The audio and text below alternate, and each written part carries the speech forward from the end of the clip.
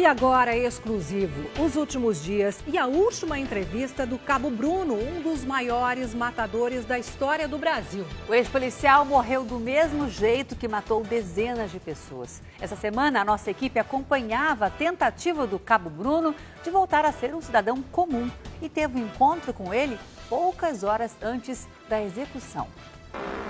27 anos atrás das grades. 35 dias em liberdade. E 19 tiros que calaram para sempre Florisval de Oliveira, o Cabo Bruno. O policial militar que virou justiceiro morreu como suas vítimas, sem chance de defesa. A emboscada foi em Pindamonhangaba, interior de São Paulo, onde Cabo Bruno vivia com a mulher desde que deixou a prisão. Os dois se conheceram no presídio. Desde França, é missionária de uma igreja evangélica. Leva ajuda espiritual aos detentos. Com ela, Cabo Bruno se transformou.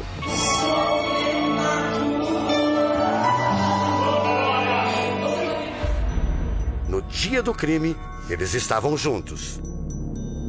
Era mais ou menos 11h30 da noite. O Cabo Bruno voltava de um culto em Aparecida. Ele estava nesse carro.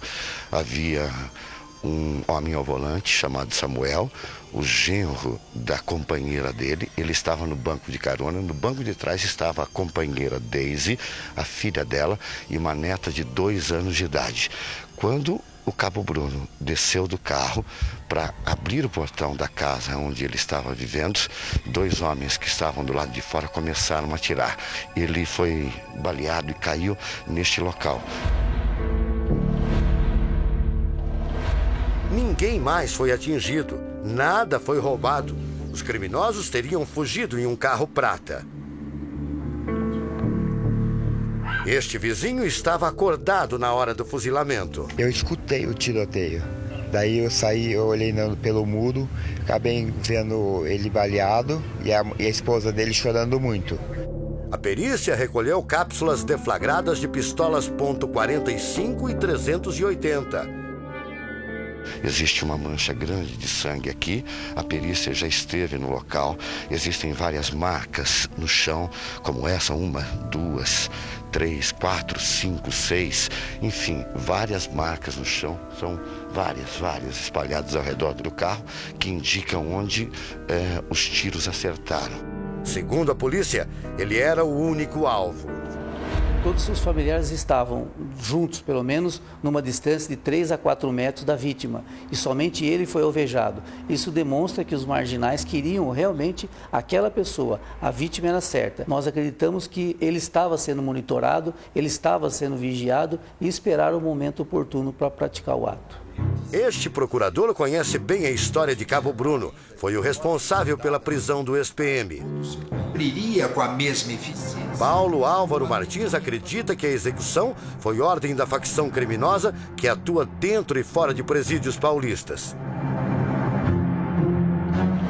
Um acerto de contas. Pela conduta dele, eu tinha certeza que ele deveria ser executado assim que colocado em liberdade. Haveria uma vingança por isso. Muitos amigos e conhecidos que foram ao enterro talvez nem saibam, mas Cabo Bruno tinha uma coleção de inimigos. Nos anos 80, ele comandou um esquadrão da morte em São Paulo. Começou na PM como soldado e já tinha feito curso para se tornar cabo. Ele matava jovens delinquentes que aterrorizavam comerciantes nos bairros de Pedreira e Jardim Selma, zona sul da cidade. Ele semeou, na época, uma situação de terror na cidade de São Paulo, principalmente nesses bairros, uma coisa assim que inédita, que nunca tinha acontecido. Cabo Bruno morava na região e, segundo as investigações, agia como um pistoleiro de aluguel. Recebia dinheiro pelos crimes e punia quem não pagava. A pessoa reclamava que estava sendo assaltado, que já tinha sido assaltado 2, 3 vezes, e ele se incumbia de descobrir quem eram aqueles assaltantes, ou então, isso que é curioso, quando a pessoa não se dispunha a pagar o que ele exigia para efeito da proteção, 2 ou 3 dias depois, aquele lugar era assaltado. Na noite de 19 de novembro de 1982, neste prédio onde hoje funciona uma borracharia, existia uma fábrica de móveis de Vimy. E aqui o Cabo Bruno matou 6 pessoas. O alvo principal dele era uma testemunha que viu ele decapitar uma vítima. Ali tinha 4, um em cima do outro. Tinha um em cima de uma serra bem aqui nessa posição e outro do lado. Seu João Batista é o dono da borracharia. Na época, morava nos fundos do prédio. 30 anos depois, ele ainda lembra daquela noite. O senhor escutou os tiros? Os teus tiros. Era época de eleição. O senhor pensou que o quê? Fogos. Pensou que era fogos, alguém comemorando, fazendo um comício?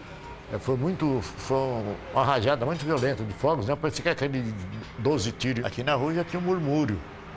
Foi o Bruno, foi o Bruno, foi o Bruno. Já tinha o murmúrio aqui na rua que tinha sido ele. Ele já era famoso nessa época como um justiceiro? Não, já tinha sua fama, né? Não era tão famoso quanto, mas já tinha sua fama. Preso em 1983, Cabo Bruno era suspeito de 50 mortes. A pena é uma das maiores da história dos tribunais, 117 anos. Beneficiado por bom comportamento, ganhou a liberdade depois de 27 anos de prisão. De volta às ruas, queria se libertar também do estigma de Cabo Bruno, o matador. Seria só Florisvaldo, um homem comum. Mas era impossível. A própria mulher dele reconhecia. Nós falamos com ela horas antes do crime. A gente tinha medo até de descobrir nosso endereço, sabe? E assim, de alguma retaliação, né? A gente tinha temor de alguma retaliação.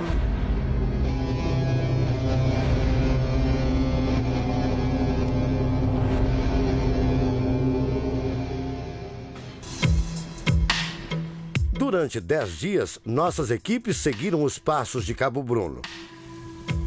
Registraram imagens inéditas da rotina em liberdade do PM que virou justiceiro. Depois de 27 anos na cadeia, Cabo Bruno deu uma única entrevista. O Domingo Espetacular reproduz agora trechos do depoimento com exclusividade. De repente, eu me vi como juiz que determinava entre a vida e a morte de uma pessoa. A longa entrevista foi gravada pela TV Cidade, uma emissora comunitária de Taubaté, interior de São Paulo. Uma semana atrás, o Cabo Bruno estava fazendo exatamente esse caminho que nós estamos fazendo agora. Exatamente. Foi nesta cadeira do estúdio da TV Cidade, a TV comunitária de Taubaté, que o Cabo Bruno se sentou há uma semana. E foi nesta bancada que ele fez revelações surpreendentes. Privilegiando este programa. A entrevista foi feita pelo pastor Jeffrey Cota, que apresenta um programa evangélico na TV. A primeira pergunta: como Florisvaldo virou Bruno? Já quando pequeno, com 7 anos de idade, é até interessante porque havia um bêbado na frente de um bar lá e eu era todo sardento e este bêbado também era. E as outras crianças começaram a falar que eu parecia com aquele bêbado e me chamar de Bruno. Década de 60. Cabo Bruno nasceu em Uchoa, interior de São Paulo, 53 anos atrás. Aos 3 anos, foi viver em Catanduva, também em São Paulo. Foi lá que se tornou policial militar. Eu lembro que em 1977 eu trabalhava como pintor de parede, conheci um soldado que me incentivou a entrar para a corporação.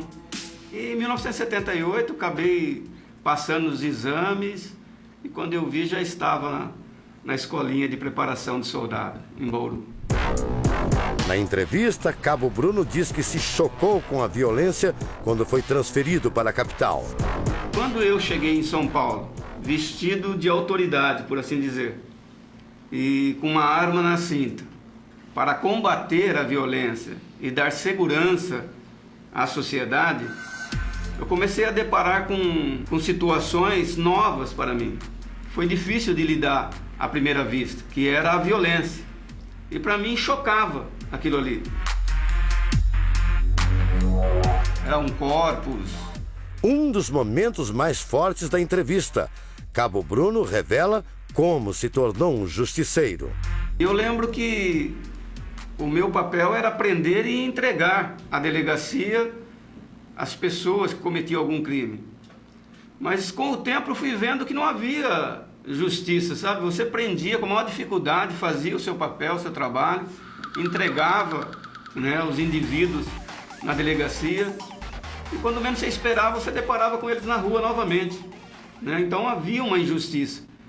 E por este motivo eu fui me revoltando, criando uma revolta dentro de mim. Anos 80, periferia da Zona Sul de São Paulo. Foi nessa região que Cabo Bruno fez suas vítimas. Durante a investigação que levou à prisão dele em 83, Cabo Bruno foi acusado de matar 50 pessoas. Mas o diretor da TV, onde ele deu a única entrevista depois de sair da cadeia, ouviu outra história do ex-PM. Ele falava em números de mortos? Mais de 100. Mais de 100? Mais de 100. Ele acreditava que passava de 100 pessoas que ele tinha executado. Este homem não quer se identificar. Ex-policial militar, durante muito tempo, ele foi um dos motoristas da equipe do Cabo Bruno. E conta como funcionava o Esquadrão da Morte.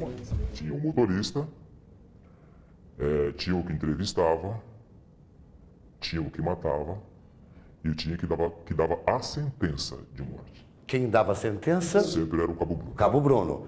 E, às vezes, ele mandava algum soldado matar. Com certeza. Mas, na maioria das vezes, era ele mesmo que atirava? Mesmo. Ele que executava? Exatamente. Quantas pessoas faziam parte desse grupo do Cabo Bruno?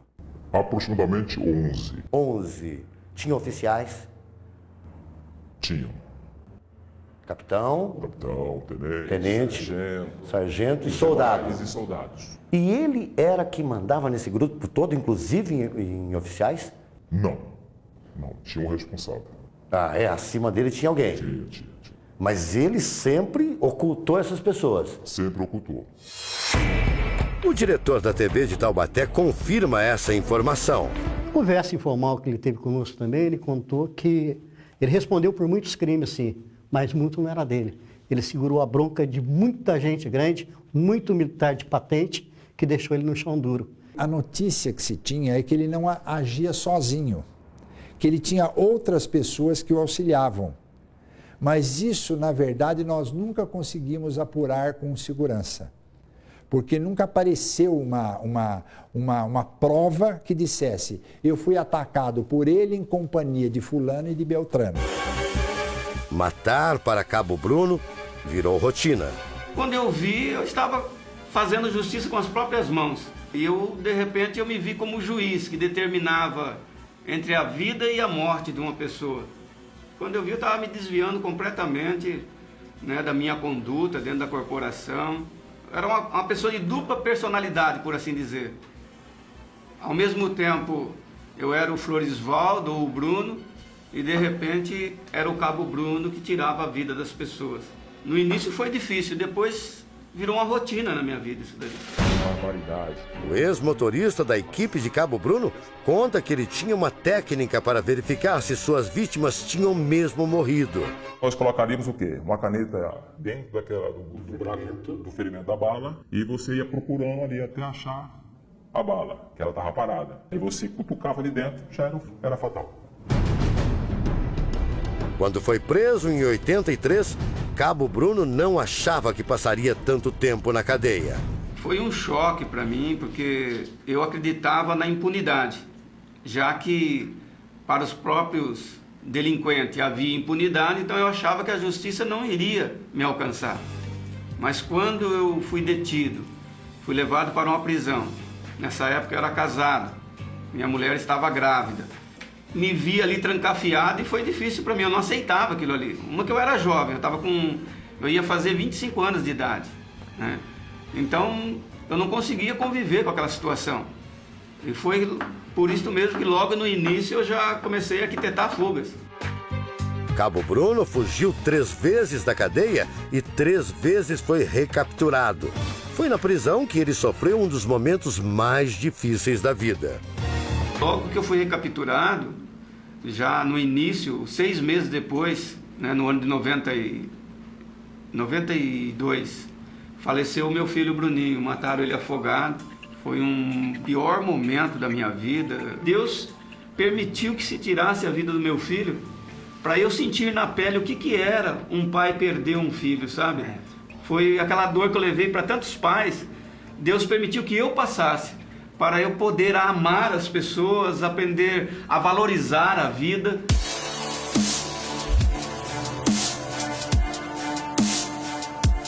Cabo Bruno se tornou evangélico dentro da cadeia. Quando saiu no dia 23 de agosto, mudou-se para a casa da mulher que conheceu no presídio, a missionária Deise França. Por 10 dias, nós acompanhamos os passos de Cabo Bruno fora da cadeia. Os primeiros dias de liberdade foram também os últimos da vida dele. Registramos cenas em família, ele com os amigos e a cerimônia em que o ex-justiceiro, condenado por 50 homicídios, foi consagrado pastor. Em todos os momentos, ele não demonstrou preocupação com a segurança. As imagens exclusivas gravadas pelo Domingo Espetacular mostram um Cabo Bruno caseiro. Ele sai pelo portão e dá uma olhada na rua. Espera uma carona. Quando o amigo chega, ele entra no carro. Os dois vão até a igreja onde o Cabo Bruno e a mulher Deise ministram. Ele passa quase 1 hora fixando pequenos cabos na placa que leva o nome da igreja. Num outro momento, ele sai de casa com outro rapaz de blusa escura. Os dois andam pela calçada sem nenhuma preocupação. Vão a uma feira que vende objetos usados. Cabo Bruno percorre as barracas. Ninguém na rua o reconhece. O amigo compra um serrote. Cabo Bruno tira a carteira do bolso e paga. Depois, os dois voltam para casa com os pacotes. As imagens revelam como o famoso justiceiro se esforçava para deixar o passado para trás.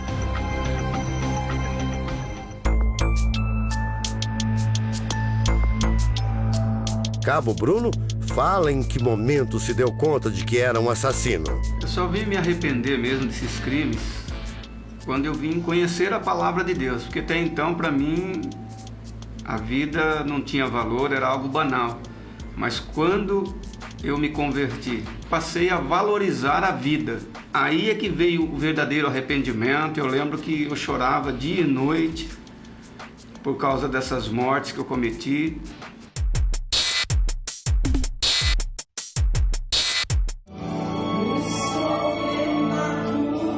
Um homem livre e com muita fé. As imagens exclusivas gravadas pelo Domingo Espetacular mostram o dia em que Florisvaldo de Oliveira foi consagrado pastor. Isso foi no domingo passado, 3 dias antes dele morrer. Mas, segundo Florisvaldo, o Cabo Bruno já tinha morrido nesse momento. Eu, pastor Florisvaldo de Oliveira. Ele assina um documento. Abraça a mulher Deise. E depois se dirige aos fiéis já como pastor consagrado. Eu já tinha sentido o peso da responsabilidade por muitos anos sobre a minha vida, mas nunca tal como hoje eu estou sentindo. No final da entrevista concedida à TV de Taubaté, Cabo Bruno faz planos para o futuro. Eu acredito muito que Deus vai nos levar para fora do país para fazer missões. Apesar do desejo de trabalhar como pastor, o diretor da TV que entrevistou o Cabo Bruno afirma que ele sabia que ia morrer. Bastante preocupado, quando chegou, olhava de um lado, olhava do outro, bem ressabiado. Ele sabia que ele não ia durar muito. Cerca de 5 horas e meia antes do assassinato, eu conversei com o Cabo Bruno neste exato local. Essa é a nossa van, ela estava estacionada aqui. Ele chegou no mesmo carro Astra Prato em que ele foi morto, parou aqui atrás, ele não dirigia, ele estava no banco do carona. Quando ele desceu e percebeu que tínhamos uma câmera, ele disse para não gravar imagens dele. Então, nós colocamos a câmera neste local com a lente voltada para lá. Não gravamos a imagem dele, mas captamos todo o áudio da conversa. Ouça agora os principais trechos dessa conversa, dessa última entrevista do Cabo Bruno. Pode guardar a câmera, em nome de Jesus. Florisvaldo, queria entrevistar você. Mas eu estou fugindo de entrevista, eu estou evitando. Poderia até dar uma coletiva para todo mundo, já para acalmar a imprensa, você está entendendo? Mas eu quero evitar no momento. Bruno é um apelido seu de infância.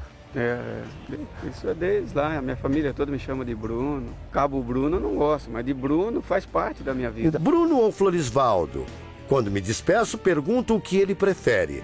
A resposta é a última declaração daquele que foi um dos homens mais temidos da cidade de São Paulo. Chamo você de Bruno ou de Florisvaldo? Tanto faz. Então falou, Bruno, obrigado. Felicidade para você. Vai comer.